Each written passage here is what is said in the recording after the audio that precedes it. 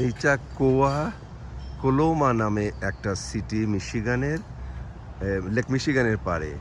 তো এই ক্যাম্পগ্রাউন্ডটাতে আমরা রাত্রে ছিলাম। বিউটিফুল একটা ক্যাম্পগ্রাউন্ড, বিশেষ করে বাচ্চাদের লাফানোর জন্য এত সুন্দর একটা জিনিস ওরা বানিয়ে রাখছে। অনেক বড় করে একটা বেলুনের মতো ফুলে রাখছে। এই যে সবাই লাফাচ্ছে, আমার মনে হচ্ছে আমিই যে লাফাই। এইটা একটা অন্য রকমের শ্রীগাল, রংটাই অন্যরকম, সাইজটাও অনেক বড়।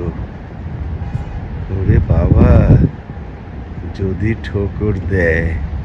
যাই হোক, আজকে জুলাই মাসের 28 তারিখ। আমরা এই যে বের হয়েছি, তারপরে প্রায় 64তম দিন। তো আমরা প্রায় 8-9 দিনের মতো ডিট্রয়েটে ছিলাম। এখন আবার রওনা করছি। রাত্রে একটা ক্যাম্পগ্রাউন্ডে ছিলাম, এখন ওয়ালমার্টে আসছি গ্রোসারি করতে। আর এক সপ্তাহের জন্য রেডি হবে। Zakia Begum is in good mood and ready for grocery. এই যে জাকিয়া বেগম গ্রোসারি করে নিয়ে আসলো এক সপ্তাহের জন্য প্যাক আপ। এখন আমাদের খাওয়া দাওয়া আর বেড়ানো হবে। এই যে জাকিয়া বেগমের গ্রোসারি শেষ। এই সপ্তাহের মতো যত কিছু আছে সব আমরা কিনে আনলাম। দেখি কতদিন যায়। এখন এইটা হলো লেক মিশিগান।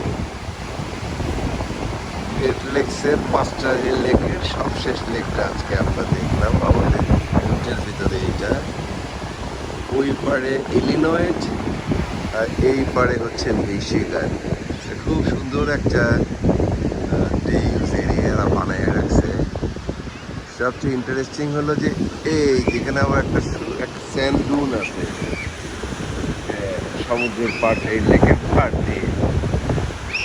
আর একটা বিষয়, লেক মিশিগান লেক ইলিনয়েরও নাম হতে পারতো। ওরা দুই রাজ্য ঝগড়াও করতে পারতো। এই খুব সুন্দর একটা পাথওয়ে, আর এই পাশে লেক মিশিগানের ঢেউ। মনে হচ্ছে যে বাকি জীবনটা ঢেউ গুনেই কাটায় নেই।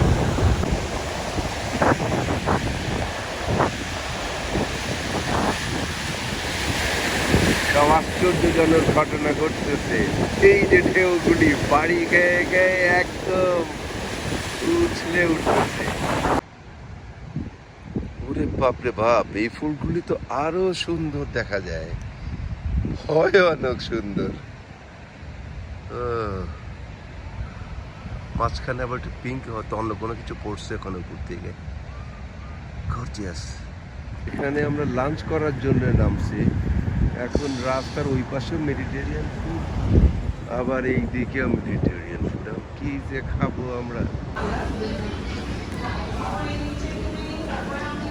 আজকের মেডিটেরিয়ান ফুড সেই রকম।